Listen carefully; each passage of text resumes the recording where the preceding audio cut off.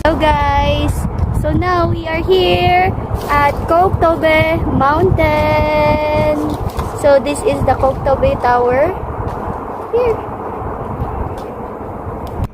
We decided to DIY going to Koktobe since it's very accessible. You can either ride a cable car para makapunta ka sa pinakatuktok. But since marami kaming time at nagtitipid kami, we decided to just walk. Good na po ang kasama niya.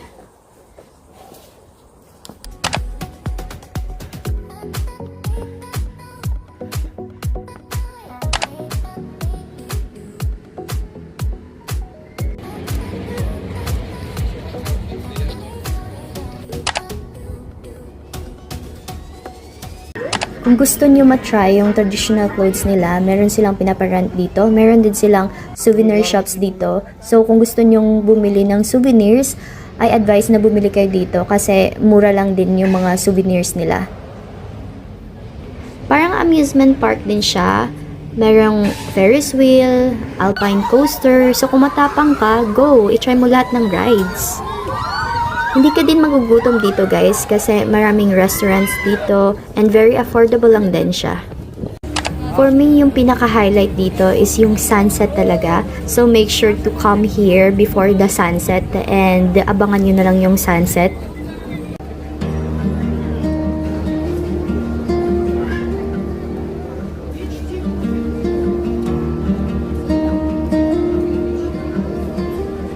Nung pauwi na kami, marami kaming nakasalubong na magbarkada at magpamilya na papunta pa lang at naglalakad lang din sila papunta sa tuktok. Which is very understandable naman kasi mas maganda nga siya puntahan paggabi. Ito na to, diba? Morning guys! So now we're going to Big Almaty Lake. Masasakay ng bus papunta dun. Hindi ko na ano. Oo. Oo, yan.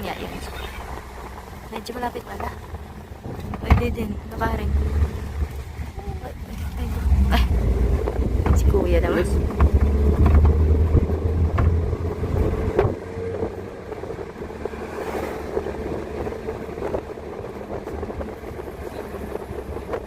Medyo malayo. Gusto mo ba mamaya mag-bus? 5 minutes din.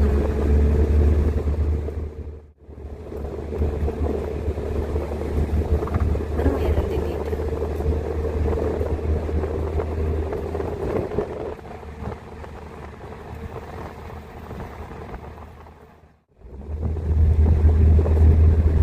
Layo din.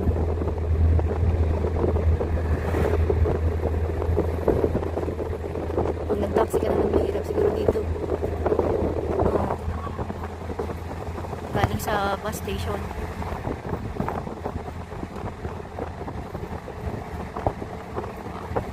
Wow. Ganda. Ganda.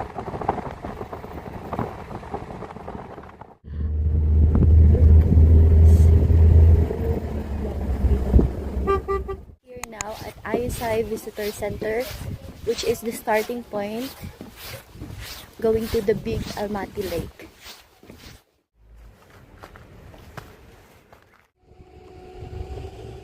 Summer here in Kazakhstan, there's still a snow cap there. Can you see?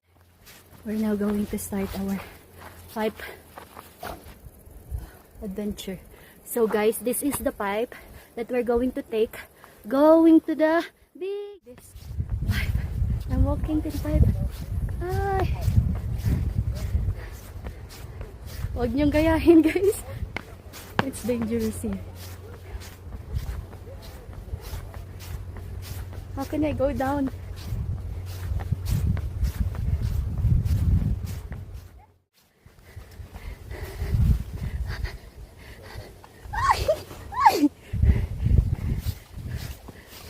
Ano pala siya?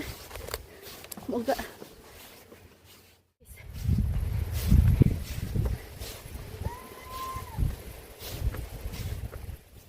Galing kami doon.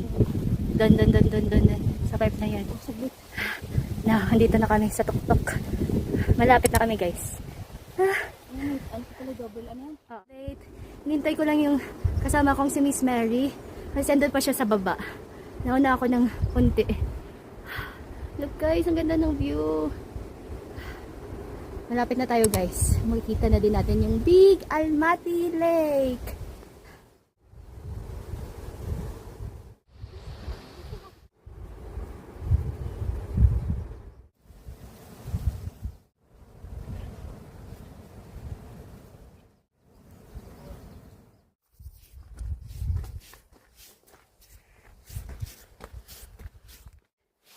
Malapit na kami.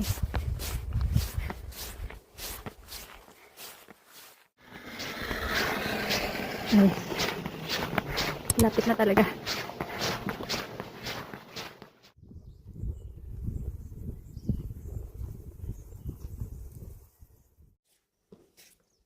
So guys, Dok, nakikita ko na siya. Pero hindi pa siya buo talaga. Kunting kembot na lang guys. At masisilayan na din natin yung Big Almaty Lake. Grabe. Ganda. Ang ganda-ganda. Sarap ng hangin.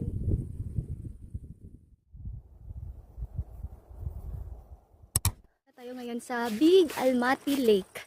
So ito siya. Oh, ang ganda. Yes.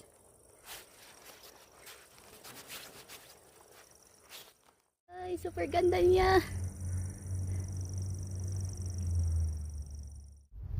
My hike to Big Almaty Lake was definitely incredible experience for me.